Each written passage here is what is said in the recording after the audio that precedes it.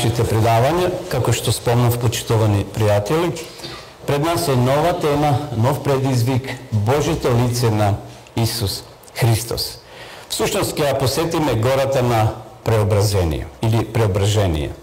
Вие кои сте читали Библијата, знаете дека во еден миг од својот живот, пред Исус да биде распнат на Голготскиот крст, имал средба со двајца посетители или тројца од небото и двајца негови, односно тројца негови ученици кои ги зел со себе и отишеле на гора и таму се случило нешто многу интересно. Затоа малце подолу. Меѓутоа, поентата на ова предавање вечерва е дали ние сме подготвени да слушаме она што Господ ни го кажува. Знаете, некако луѓе понекогаш летивично слушаме. Или пак кога некој ни зборува нешто, а ние веќе со мислите приготвуваме одговор што да му одговориме на тој кога нешто ќе не запраша. И кога ќе заврши, ние велиме, а што кажа? Дали тоа се случува? Значи тој ти кажува, се напнува, да ти објасна, ти на крај велиш, а што кажа? Всушност, и денеска луѓето се такви. Еве на почетокот еден пример. Какви сме ние слушатели? На ова слика левата го гледате еден од председателите на Америка, Рузвелт. Тој направил еден експеримент. Еве што кажал. Присуствував на толку приеми, значи на многу приеми. Знаете, председателите на држави примаат странки, примаат амбасадори, кај што треба да ги дават тие своји акредитиви, или разни посетители доаѓаат да се сретнат со председателот. И тој вели, присуствував на многу такви приеми, со толку многу државници и амбасадори сум се поздравил. И морам да ви признам дека скоро никој не приметуваше нешто што сум зборувал. Тие само ги рецитира своите однапред подготвени мали говори, никако и никого не го интересираше тоа што го реков. Значи, тој ќе ги поздрави, ќе им каже, меѓутоа тие имат однапред напишано неколку реченици и еве што понатаму се случувало. Потоа решив да подготвам друг краток говор, не оној вообичаениот, оној стандарден говор. И вели, да видам дали луѓето приметуваат она што го зборувам, или пак по инерција го повторуваат тоа што постојано го кажуваат и кога одат кај некои други председатели. И вака тој напишал неколку реченици. Ја убив баба ми утрово. Ово утро ја убив баба ми. Замислите сега таа гледка. Доаѓаат амбасадори кај него се поздравуваат и тој ги кажува тие реченици. Ја убив баба ми утрово. Ја убив баба ми утрово. А луѓето сепак ми го кажувале оние однапред приготвени говори. Многу сме горди на вас, председателе. Многу сме горди да живеете многу години, да бидете благословени од Бога. Продолжите со добрата работа што ја правите и Бог нека ве благослови во тоа. Веќе сестри, вакви и слични работи му зборувале додека ете председателот повторно ги повторувал тие зборови.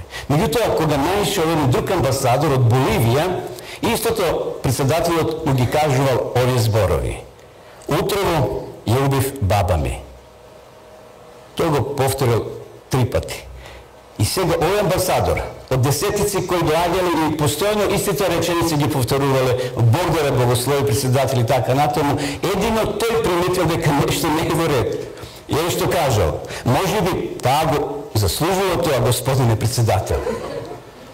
Гледате, колку некако луѓе сме неслушатели. Ти го слушаш, ама како да поминува од ово уво на ово уво. Така да, сакам ова вечерашна тема што ќе имаме, да ни помогне да слушаме. Во Библијата прва глава од Откровение пишува оној кој слуша, кој чита и кој држи, кој спроведува. Значи, ние како луѓе, вистина треба да ги отвориме нашите сетила за слух, да можеме тоа да го слушнеме. Вечера ќе одиме, значи, на еден настан, еве го настанот. Лука, 9 глава, 28 до 30 вака пишува. И на околу 8 дена по овие зборови ги зеде со себе Петра, Јована и Јакова и се искачи на гората да се моли. И додека се молеше, неговото лице се измени, а облеката му стана бела и сјајна. И ете два човека разговараа со него. Тоа беа Мојсей и Илија. Замислите овој настан сега што ние вечера ќе го проучуваме. Ово што се случило на оваа гора, еве, лево гледате на сликава, тој рид. Тоа е таа гора. За некоја секунда ќе се качиме горе по неколку слики ќе ви покажам. Тоа не е мал рид. Ајде можеби за младите 15-20 години лесно ќе се качат, но за постарите сепак е заморно. Исус ги повел тројцата своји, еве кои се Петар, Јован и Јаков. Таа тројка постојано го следела Исуса. Подоцна ќе видиме и она девојчето на Јајер кога треба да се излечи, да се воскресне, таму биле повторно тие тројца. И на многу други места, у Гециманија, и таму биле тие тројца.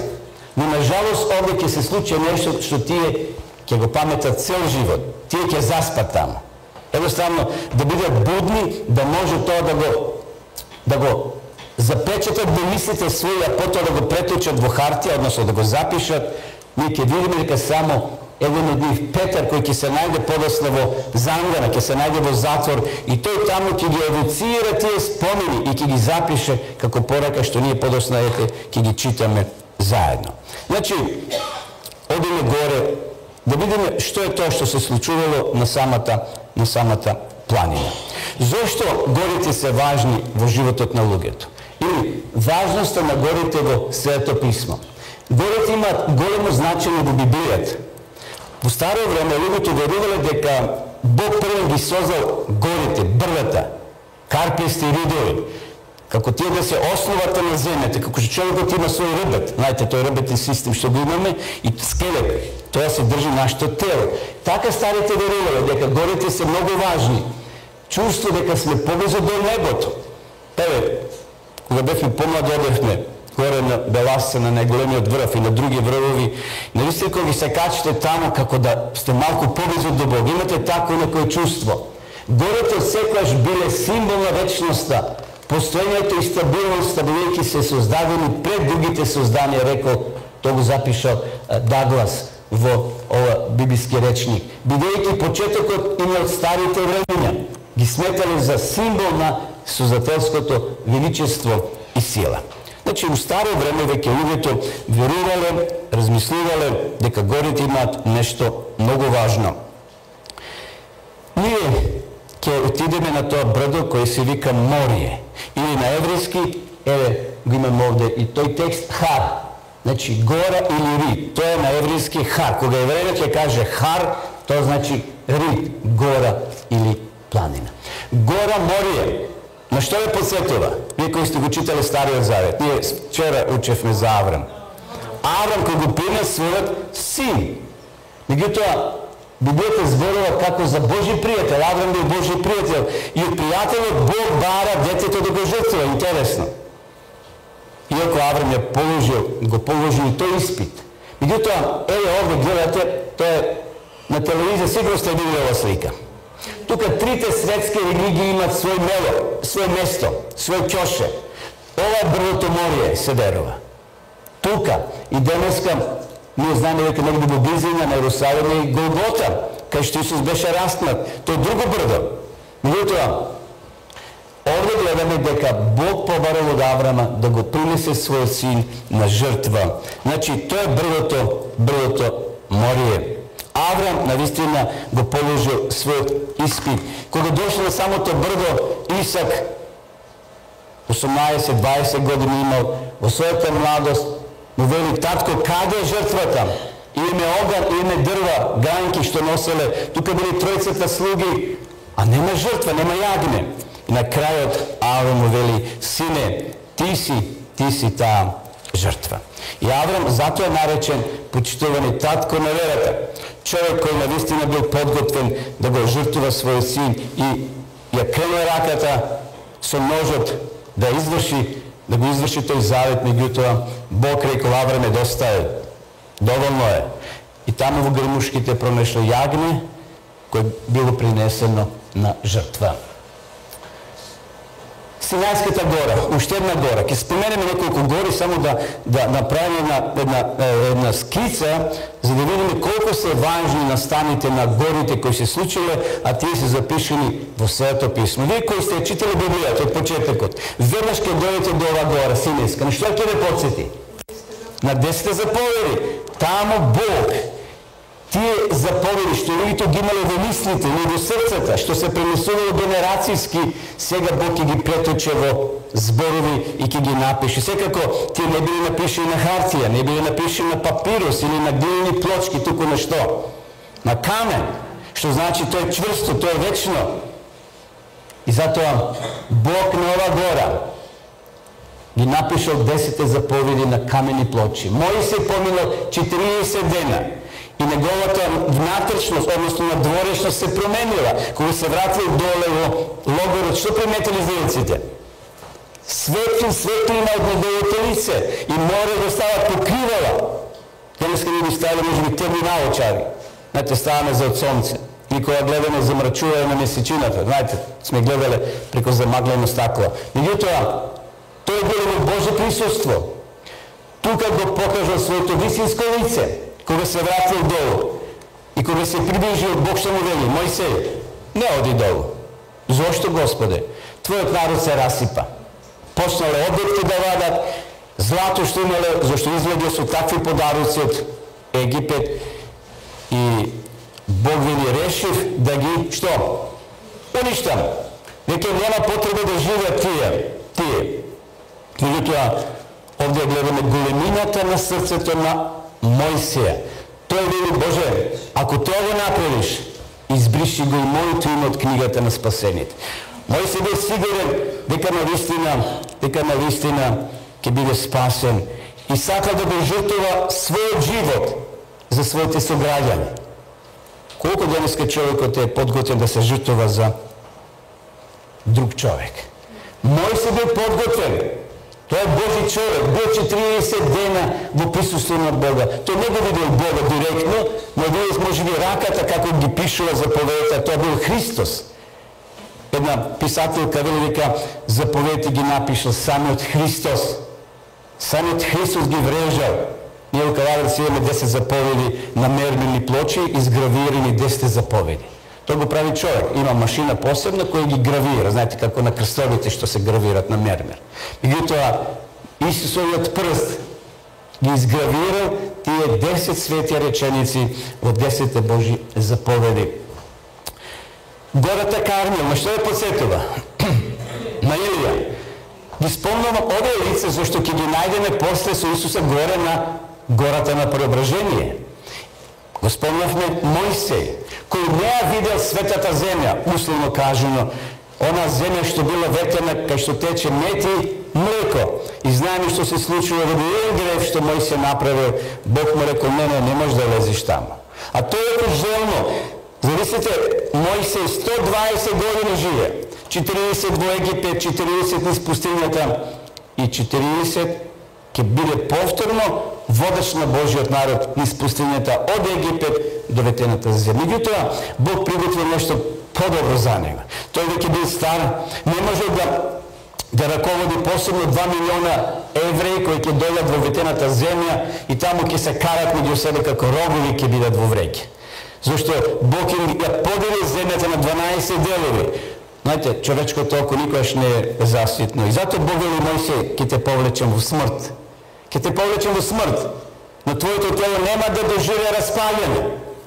Зашто пише во книгата на посланието на Јуда, таму кога дошол Михаел да го воскресне, кој се погодил? Дошол и сатаната. Знаете, сатаната сака се да зграбче. И кога човек умира, тој вели: ците тие се мои, не се негови. Се зависи последните мигови на човекот, ако се покајал, тој е на Божја страна. И затоа дошол таму да го воскресне и знаеме дека Мојсей на небото, а подоцна ќе го видиме и на самата фотографија. Место каде што Илија се судрил со 800 валови пророци. Замислите, и старителни свештеници во присуство на еврејскиот народ. Зошто ова се случува? Божиот народ, кога велам Божиот народ, се мислиме евреите, во еден миг застранеле, отишле и следеле други богови, валови, свештеници. И сега Бог го подигнал Илија, човек кој треба да ја открие правата вистина, кој му служи на Бога, а кој му служи на Ваал. И тоа ќе биде голем експеримент и ризик што го превзел Илија врз себе, но тој бил сигурен дека му служи на вистинскиот Бог. Тој поставува прашање, добри луѓе, да видиме кој е вистинскиот Бог. Дали вие на кој му служите или Богот на кој јас и другите евреи му служиме. И Господов оган падна и ги горна паленицата и дрвата, камењата и право дури и водата во ровот ја исуши. Сиот народ се исплаши, луѓето падна ничком и рекоа: Господ е Бог, Господ е Бог. Меѓутоа, пред да се случи ова, знаете што се случило? За да ги увери дека не е монтажа, дека Илија не прави некој далавери, им рекол на луѓето, на оде свештеници на Астартина и другите валови свештеници: одете донесете вода. И доле се симнале на морето. Имам овде запишено неколку километри, 8 километри оделе да донесат вода. 12 кофи наполнеле. Знаете оно што носат на рамо. 12 кофи. И водата била истурена врз жртвеникот. Била истурена за да се... И овде затоа вели, во рововите, имало ровови направени. И рововите, и камењата, и дрвјата, и право, се што било, вели, изгорело. Кога Илија се помолил, и рекол: Боже, те молам, покажи се, нека овој народ разбере кој е во право. И навистина чудо се случило. Почитувани, зошто се горите важни?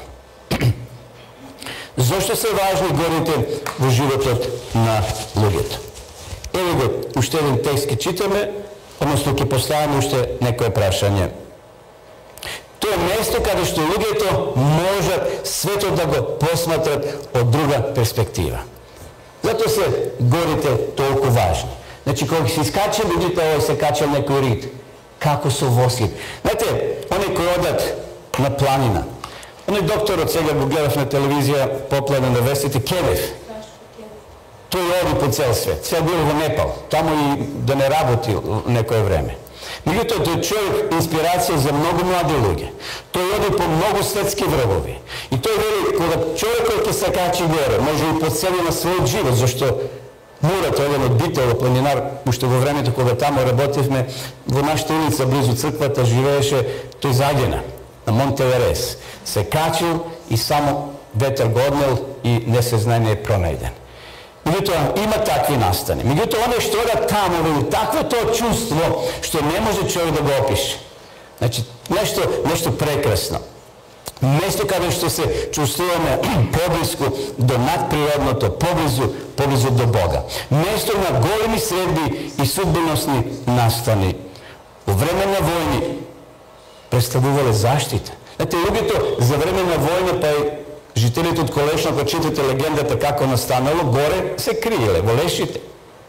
Значи, транзиција, односно луѓето одаат, напуштат места и се кријат во планините во време на дали земјотреси или некои војни, така натаму. Од врвовите на горите луѓето едноставно испраќале едни на други светлоносни чадни пораки. Значи, тоа сме го правили кога сме били во војска, знаете, се запали оган и онда онај чад, па се зимат чашави и се пуштат знаци.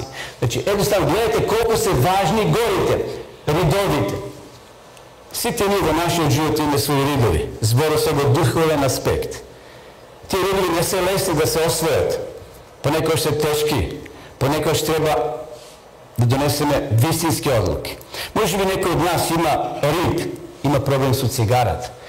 Може би некој се коцка и тој рид кој треба да го помине. Може би некој има здравствен проблем и тој рид. Меѓутоа има решение за се, драги мои.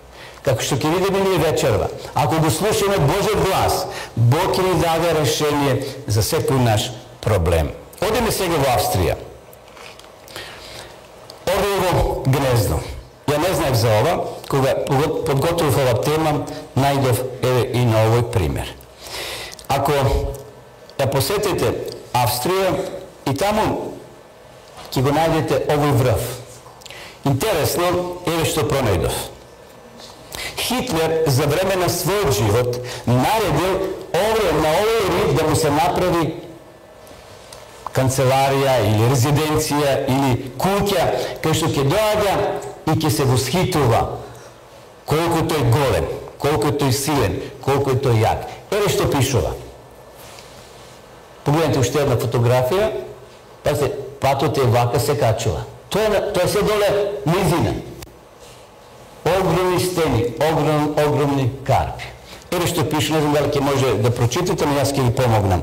Кога застанав и погледнав наоколу, дошол човек да испита зошто Хитлер наредил тука да му се направи место за престој. Вели тој човекот, дали бил новинар или не е битно, вели кога застанав и погледнав наоколу, на хоризонтот, се беше ведро и чисто, бидејќи времето беше ведро. Може во тој момент до некаде да разберам зошто Хитлер се сметал себе си на некоја големина. Значи, Хитлер се сметал за некоја големина, не физички, него во духовен аспект, на човечка природа. Затоа што планинските врвови даваат поинаква перспектива на човекот. Некако се чувствуваме поблиску до надприродното, поблиску до вечниот Бог. Но од друга страна, ако размислиме, човекот таму сваќа колку е беззначаен и немоќен. Хитлер тука донесол одлуки да освои цела Европа. Не случајно тој го одбера ова место. Тој не отишол некој подрум па таму да прави скици и планови, туку која е горе. Знаете, ореол кој ќе се видне горе во облаците. Тој е Господар. И озгоре може да гледа, да ја темпира својата жртва. Ете, Хитлер тука боравил често пати. Во Библијата, браќи и сестри, на редовите се случиле судбеносни настани, судбеносни работи. И затоа ние сега ќе отидеме и да ја посетиме гората на преобразување, а тоа е брдото или ридот Тавор. Тоа е осамено брдо, високо 588 метри. Еве го овде, во следната слика ќе се малце доближиме, но ова е местото. Тоа е гората на преображение. Тука Исус ги зел, како што читавме на почетокот, тројцата своји најблиски соработници. Тука ќе се случи нешто посебно. Тука, во ова книга, што подоцна ќе ви ја малце објаснам, Копнежот на вековите пишува дека тука Исус бил во природна големина, она надприродна, божествена. Само тука тој се покажа во таква големина. Тој дека бил на земја, бил обичен како и ние, како и останатите ученици. Зашто не се разликувал на дворешно Исус од другите. И затоа Јуда, знаете, се договорил со овие војниците да го издаде со бакнеш, зашто не можеле римските војници да го препознат кој е Јован, кој е Петар, кој е Исус. Надворешни знаци немало никакви. Меѓутоа, со бакнежот ќе биде знак дека тоа е Исус и да го фатат. Значи, ова е брдото Тавор. Ако висината на врвот ја сметаме од реката Јордан, тогаш тоа брдо е уште повисоко. Тука на тоа брдо, таму во Стариот Завет, ќе најдете пример кога Девора извојувала победа над непријателите. Убавината на Тавор се велича и во Псалмот 89. Ево сега може да видите како изгледа тој рид. Погледнете, тука се тие патишта, како се оди. 588, но рековме дека ако го сметаме од Јордан, реката Јордан, ако таму сметаме, тогаш е уште повисоко 774 метра. Ево уште една фотографија. Сега да го гледаме патот на движење. Значи, тогаш сега сигурно одат со автомобили. Тоа се слики од сега. Меѓутоа, во времето на Исус, пред 2000 години, немало автомобили. Ти оделе пешки, ниту камени не користи, ниту коњи, ниту магарења. Едноставно мора да отидат. И сега горе изградена црква во чест, во знак на таа средба што имал Исус со Илија Илија, со Мојсей и секако Отецот бил присутен, а од земјата дошле, односно, неговите ученици. Еве таа црква. Тука се верува дека Исус имал средба и тука ќе бидат уште еднаш потврдени зборовите што Исус ги слушнал кога се крштавал, дека Исус е возлюбениот син и не го слушајте го. Подоцна ќе ги читаме тие зборови. Значи, еве прилика да влеземе сега внатре, како изгледа таа црква, значи во чест на тоа преображение кога Исус бил заедно со апостолите Петар, Јаков и Јован. Истина, еве куполата, таа купола на црквата, гледате овде, тука се тие представници од небото, Илија и Мојсей. Еве го Мојсей.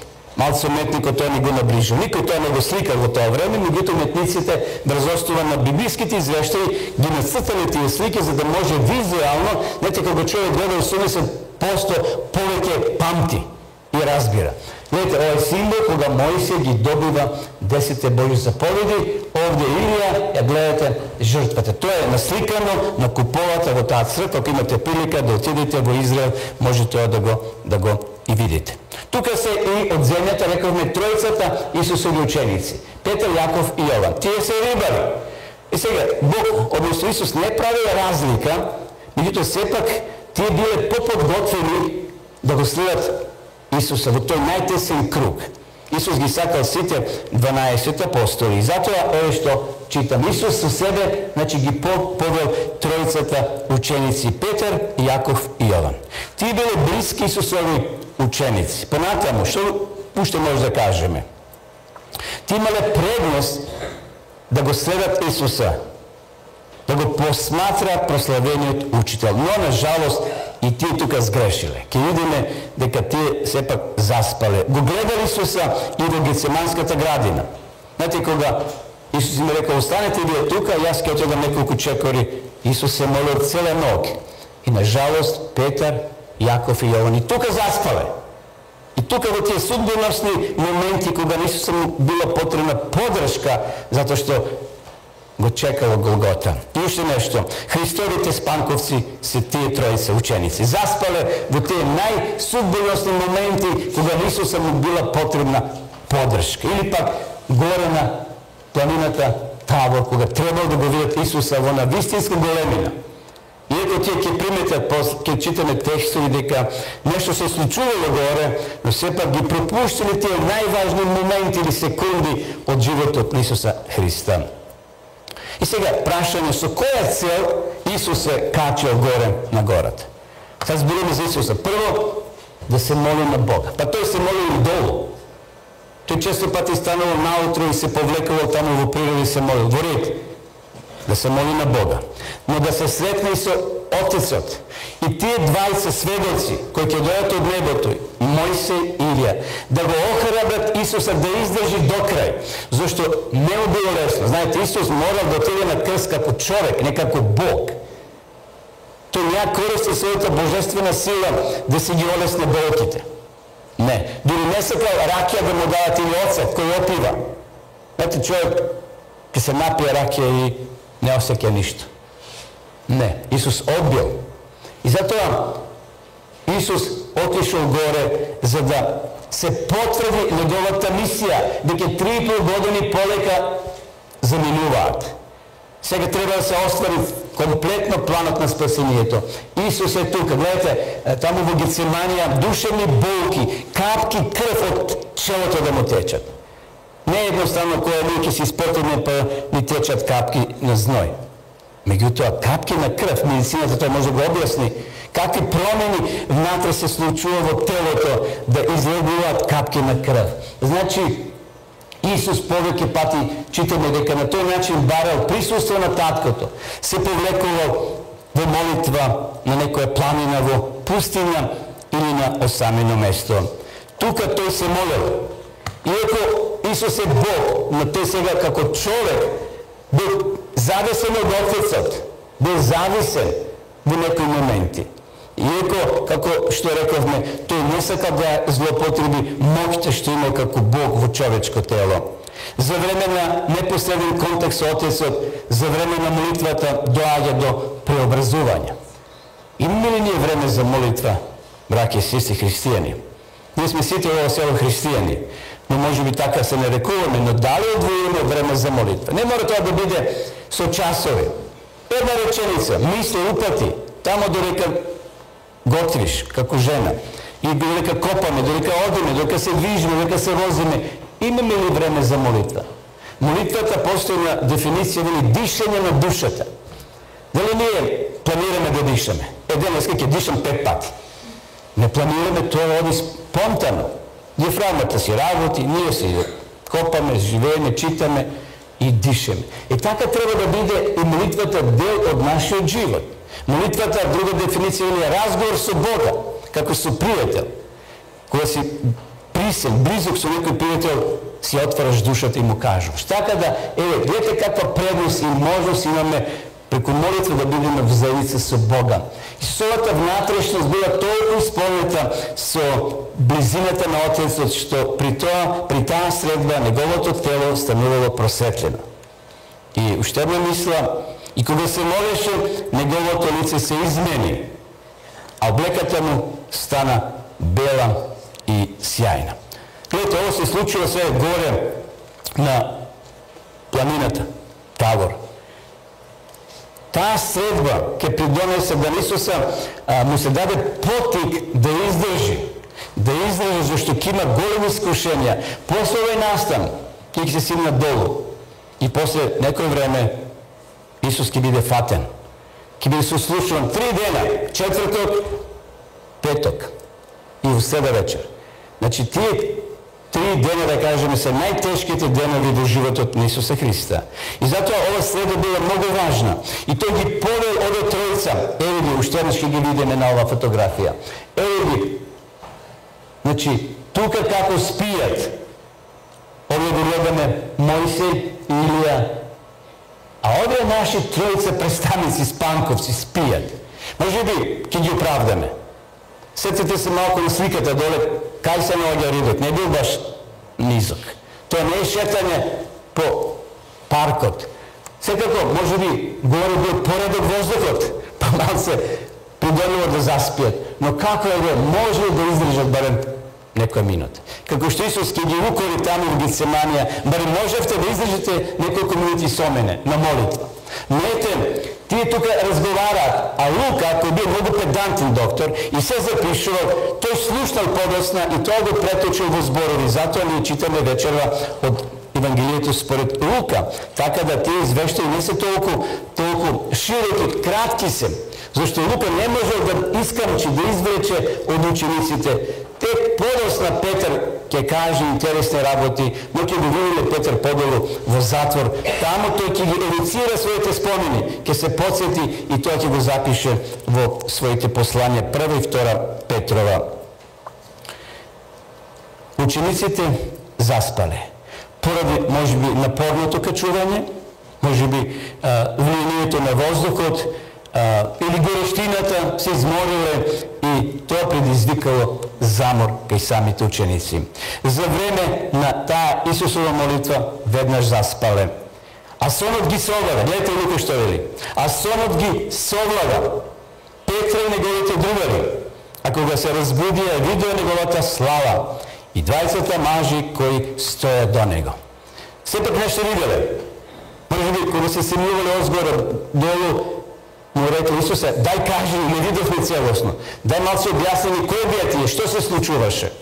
Но настанот веќе завршил.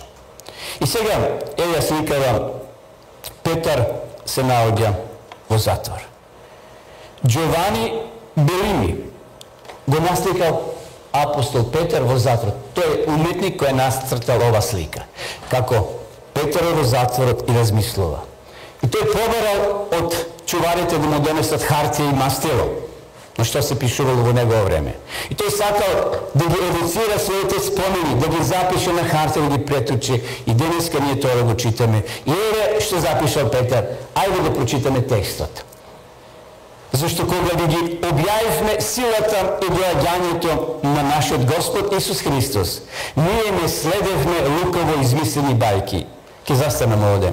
Сите овие теми што ги имаме во рамките на оваа серија, постапките на Исуса, браќи и сестри, не се бајки, легенди, приказки за мали деца. Тоа се вистините работи што се запишени во Библијата. Ние само ги читаме, ги повторуваме и се поучуваме во нив. Значи, тоа не се измислени бајки. Петар сака тоа да ни го каже вечерва. Тоа не се измислени бајки. Петар е очевидец. Колку да го критикуваме, колку бил брз. Но Петар бил Божи човек. Тој бил подготвен и живото да го даде, и го дал.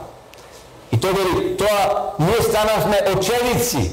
Ние бевме сведоци, гледавме мртви како Исус воскреснува. Гледавме како од неколку риби и лепчиња 5000 луѓе, само мажи, плюс жени и деца, може 15.000. Замислите 15.000 луѓе нахранил. Тоа го гледале учениците и самиот Петар.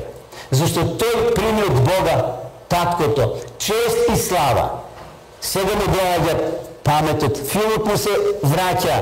Таму на планината кога бевме, таму Исус прими од таткото чест и слава. И чест и слава му дојде гласот. Ово е мојот возлюбен син, во кого ми е милината. Сега повторно Петар тие зборови сакат да ги вткае во следбениците на Исуса, кој еден по еден учениците умираат. Те главните столбови сведоци, но некои ќе дојдат подоста, тоа сме ние. Денеска и ние сме Христови ученици. Петар вели, верувајте, не се тоа измислени бајки. Некој ќе ви каже у селото или ќе се сретнете, гледајте, таму приказки ќе слушат. Има такви кои се подсмеват, но секој за себе си прави. И затоа Петар вели, луѓе, тоа е вистина. Ние сме очевидци, бевме таму. И тие зборови Петар ќе ги вткае длабоко во своите книги, во своите посланија. Тука се рековме Мојсей Илија. Зошто Мојсей Илија? Има уште еден човек на небото кој е отишол жив. Тоа е Енох. Ето, но Мојсей е посебен човек. Поминал низ посебни искушенија. Изилците на глава му се качале, символично зборува. 40 години ги носил на грб. И на крајот би рекли му пукнал филмот кога удрил во карпата. Знаете за кој грев. Иако тоа за нас може би не е, меѓутоа покажал непослушност и Бог му замерил, иако му простил. И Мојсей денеска е на небото горе. Но зошто Мојсей Илија? Тоа се два великана, два столба запишани во Библијата. Луѓе кои поминале низ посебни искушенија, како што е Јов един од таа гарнитура на Божи луѓе патриарси кои поминал низ посебни искушенија. Затоа ние велиме, кога зборуваме за маките, велиме чии маки? Јовови маки. Никој од нас тоа да не го доживее. Тука се рековме двајца блиски Божи соработници. Мојсей и Илија. Понатаму, Илија бил жив земен на небото во огнена кола.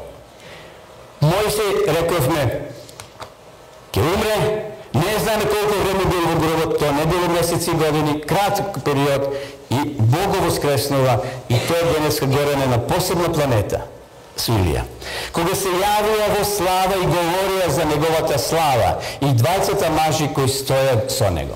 Значи, еви ги, Исус, тука е Мојсей и Илија зборувале со Исуса. Го храбрели му рекле, издржи Исусе, како што ние издржавме.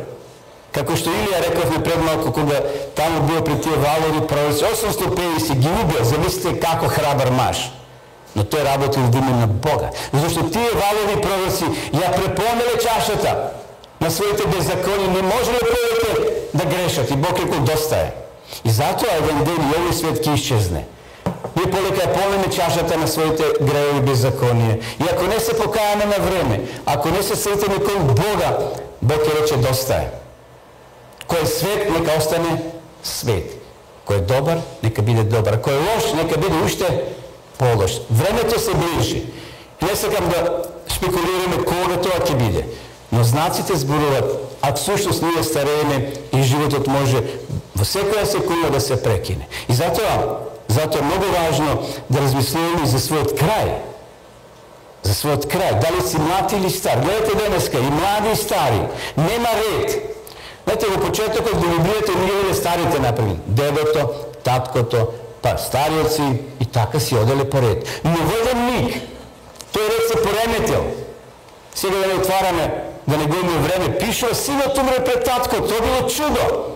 А денеска рековме нема ред. И затоа е многу важно денеска, ако го слушаме гласот Божи, таму во Библијата, да не бидат срцата наши дрвени, туку да му се отвориме на Бога и да кажеме: Боже, како што синоќа рековме, имаме ли време за Бога?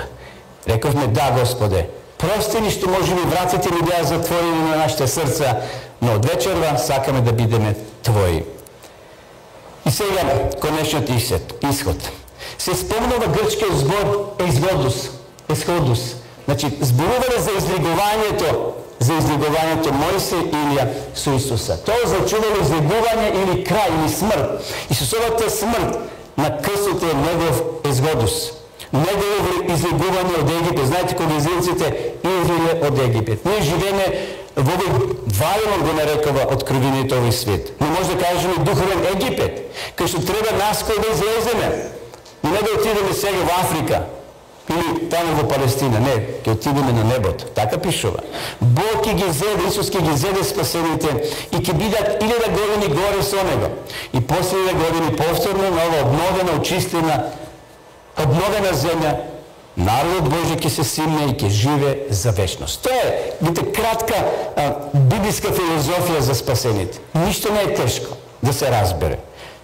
Умираме, се раѓаме, или се раѓаме и умираме, доаѓа Исус, воскреснуваат праведните заедно со живите, на облаци се земат 1000 години, поминати на небото, се спуштат со Ерусалим и тука ќе отпочне еден нов живот. Преку Христовото спасоносно дело можеме ние да доживееме излегување од робството на гревот.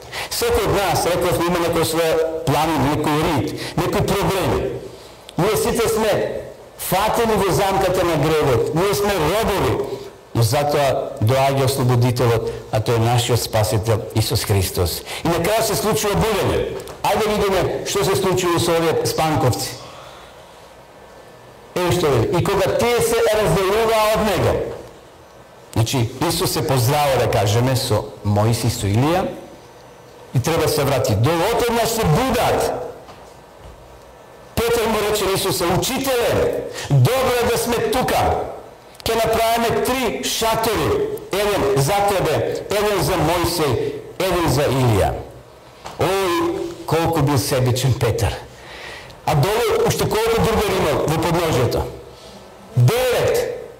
Уште 9 негови другари биле доле учениците во подножјето на планината Тавор. Но Петар се гледа за себе и ајде направиме колку ми убаво овде. Петар секојаш бил брз, што вели она изрека: што ми ум, тоа на друг. Едноставно брзо реагира и често пати знаел да погреши. Добро е да се биде на гората со Исуса, кој светли од слава. Им се допаднало да си направат шатори од гајнки и од дрве. Тоа е помилливо, тоа не е вечно. Знаете, ние брзо се врзуваме за некои световни работи, за некои помилливи работи. Знаете, и куќе ќе се сруши еден ден. Гледате поплави што се случува во светот, или земјотреси. Петар заборува дека Исус има и други односи. Гледате, ѓаволот сака преку Петра да го поремети Исуса во неговиот план на спасение. И затоа една прилика Исус ќе му каже: Петре, внимавај, сатаната сака да те, што вели таму, да те просе како пшеницата. Гледате, Петар понекогаш и само е предонесувал да биде брзоплет. И затоа му вели: ајде да си направиме овде сеници за нас и за гостите од небото. Не мислел нито на другите ученици на кои исто така им било потребно присуството на учителот. Меѓутоа, ајде сакам само да спомнам сега еден пример што се случило во Америка. Ловџи на волци во Невада во Америка. Многу стопани или собственици на стада на овци се пожалиле до владата дека им доаѓаат волци глутници и ги напаѓаат стадата. Многу имало штета на јагниња, на овци, и затоа владата во Невада, односно тие одговорните, решиле за секој убиен волк ќе добијат по 1000 евра, односно долари. Значи, владата дала сообщение, оглас, кој ќе убие волк ќе добие 1000 долари, за да се останат што повеќе волци, за да немаат штета сточарите со своите стада. Двајцата браќа, Сем и Џад, се го слушале тој апел на телевизија и се приклучиле кон таа група на луѓе да отидат по планините да бркаат волци, да бараат волци. И така, еден ден уморни, веќе паднало сонцето, односно зашло сонцето, уморни, таму во планина длабоко седнале да легнат, да се одморат. Наложили оган, за да се одбранат ако дојат глутници волци, и така додека седеле, заспале, а огнот угаснал. И некаде пред зора, едниот од браќата се разбудил. И го разбудил својот брат. Брат, стани, гледаш колку волци има околу нас. Цела сурија волци дошле околу нив. И затоа што рекол едниот, Џек, стани, сега ние сме богати. Има стотици волци околу нас. Односно 50 волци били собрани околу нив. 50 волци значи колку? 1000 долари. 50.000 долари. Гледате колку бил себичен. Тој гледа само пари, гледа волци, а не гледа животот му во опасност. Нешто слично и со Петар и со колегите. Добро ни е тука да бидеме. Ајде се направиме сеници. А доле ги чека работа, за кој ми ќе се селиме ние доле.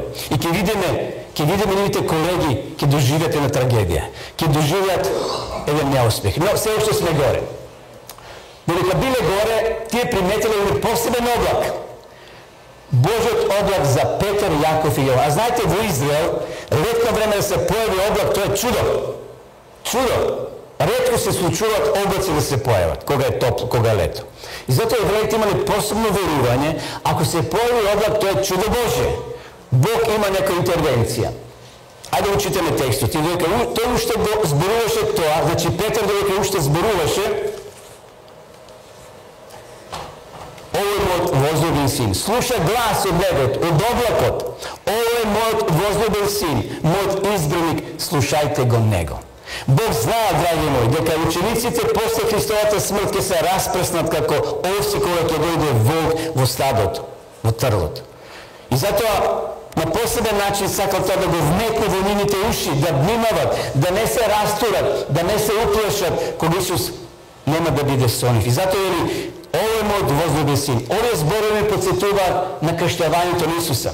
Таму на реката Јордан, кога беше крстен, кога оној голуб символично помина и слушна глас од небото, истите зборови, овој мојот возлюбен син, мојот избраник, слушајте го него. Тој е мојот син, само слушајте го и верувајте му. Немојте само да го слушате, туку и послушајте.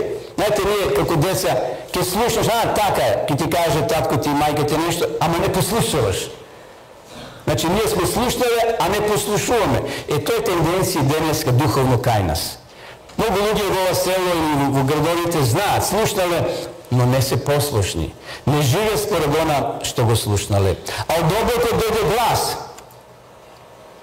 Уште еднаш ќе кажам, овој мојот возлюбен син. Ништо да не ви го одвлекува вниманието, читам овде.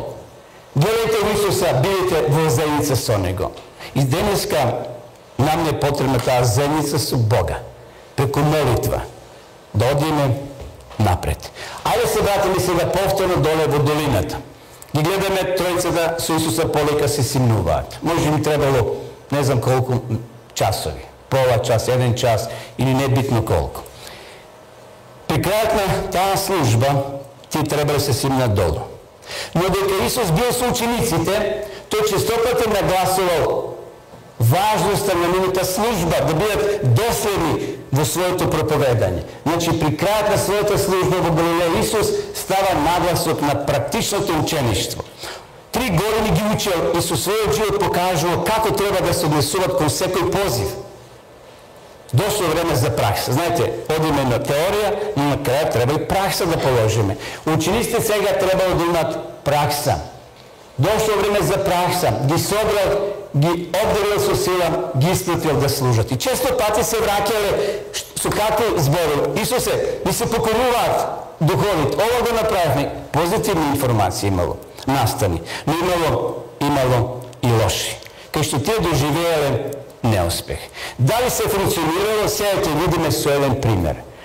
Еден татко имал проблем со својот син. Ајде го прочитаме и овој текст, односно ова мисла. Тогаш отидоа и одеа по селата, проповедувајќи го Евангелието и исцелувајќи насекаде. Имале благослов, значи имале и успешни моменти. И понатаму, ако го се врати апостолите, му раскажуваа се што направиле и ги зеде со себе си и се повлече насамо спроти градот нарече Вицеида. И навистина имале благослов. Меѓутоа, доле во долината, еден татко со својот син имал проблем. Гледате ова слика. Ова момче бил измачувано од демони. Таткото бил тотално разочаран. Ги посетил сите лекари, немал успех, немало благослов. Што направи? Веста за работата на учениците брзо се проширила низ селата и градовите. Сакали тој да го донесе детето кај тие ученици, кај таа група на ученици заедно со Исуса, белки ќе најде ред, ќе најде решение. Еден татко, значи, го довел својот обседнат син. Учениците пробале еден за друг. Може би почнал постариот. Петар, Јаков и Јован се горе. Тие треба полека се симнуват. Меѓутоа безуспешно. Почнала со молитва, некако се молиле, може би дошол и Јуда. Рекол, чекайте ли, јас ќе пробам. Пробал, сите безуспешно. Меѓутоа, тие го зеле Исусовото име само како магично стапче. И затоа ние понекогаш ќе се помолиме за некој болен, а тој ќе умре. Знаете, молитвата не е магично стапче, волшебно стапче. Ние треба да се молиме со вера и на крај да кажеме, Боже, нека биде Твојата волја. Зашто може Божја волја да умре. А ние велиме дека ни е жал. Да, ама Бог има бреда, многу работи однапред. Замислете, Јуда да умрел пред да го издаде Исуса. Тој би бил спасен. На крај тој го издали се обесил, не се покаял. И Петар го издаде Исуса 3 пати. Потежок грех направил од Јуда, ама се покаял. И Петар ќе биде спасен. Значи, тие ученици го користели Исусовото име само како магично стапче, мислејќи дека на тој начин ќе постигнат слава. И доживееле неуспех. И сега доаѓа Исус, ги гледа учениците збунети. Тука детето, обседнато, пејне му излега од устата, таткото разочаран и вели, Исусе, го донесов кај Твоите ученици, но ништо не успеа. Исусе, можеш ли ти да помогнеш? Гледате, Исус колко е внимателен, не сака да ги осрамоти учениците. Тој денески и нас не сака да не осрамоти која ќе погрешиме. Тој сака да не повлече кај него и да ни прости и да каже, оди и не греши повеќе. Исус може сега да им каже на Петар, Јаков и Јован, ајде сега пробајте вие. Не. Туку кој го излечил момчето? Самиот Исус. Исус се враќа од гората. Гледате, ево момчето овде. Исус е тој кој ќе пружи раката на лекување. Ќе ги охрабри повторно неговите спанковци тројца и оние 9 мина кои се кошкали до себе, кои се ударале како рогови во вреќа, не можеле да го излечат момчето. И ги помоли Твоите ученици за да го истераат ѓаволот, сатаната, но не можеа. Тоа е молитвата, или тоа е одговорот што овој човек го кажал Исуса. Понатаму, тројцата ученици се уште не ја пробале својата сила на исцелување. Значи, тие Исус ги чува на страна. Не сака да ги фрла во оган, не сака да ги стави во таква непријатна ситуација, може би и тие не би го излечили. Зато Исус лично ја обавил службата. И кога Исус дојде во куќа, сега ве враќам на еден друг настан. И кога дојде Исус во куќата на началникот, ги виде свирачите и народот како вика и рече, отстранете се, зашто девојчето не е умрено, туку спие. Овие тројца и тука ќе бидат на овој настан, очевидци. Значи, таа тројка што постојано со Исуса биле внатре. Која е тајната на Исусовата моќ, драги присутни? А кога дојде во една куќа, неговите ученици го праша насамо, зошто ние не можеме да го истераме? Значи, подоцна се враќате учениците на овој настан претходно и му рекли Исус, зошто ние не можеме да го истераме? Затоа што покушавале со своја сила. Ние не можеме да се бориме против ѓаволот. Тој дух, тој сенка. Ајде вие на летно време одидете некаде во парк, кај што има дрво, а сонцето што прави на дрвото? Што предизвикува? Сенка, така? Ајде вие тепајте се, борете се со сенката на дрвото. Ништо не може да направите. Потребно да повикаме друг дух, друга сила, тоа е силата на Светиот Дух. Тоа е Исус Христос, тоа е Бог кој може да ни помогне. И затоа овде гледате одговор. А кога дојде во една куќа, неговите ученици го праша насамо, Исусе, зошто ние не можешме да го истераме? А тој ми одговори, овој род, кој род? Сатаната, неговите демони. Знаете, на ова земја има 1/3 демони. Тоа се некогашни поранешни ангели. Сега тие се претворили во отпадници, противници на Бога и на човекот. Овој род со ништо не може да се истера, освен со молитва и пост. Сега нема време, го гледам часот, веќе еден час сме скоро. Само накратко, додека работевме во Ниш, еден пријател доаѓаше на вакви предавања. Тој се крсти подоцна.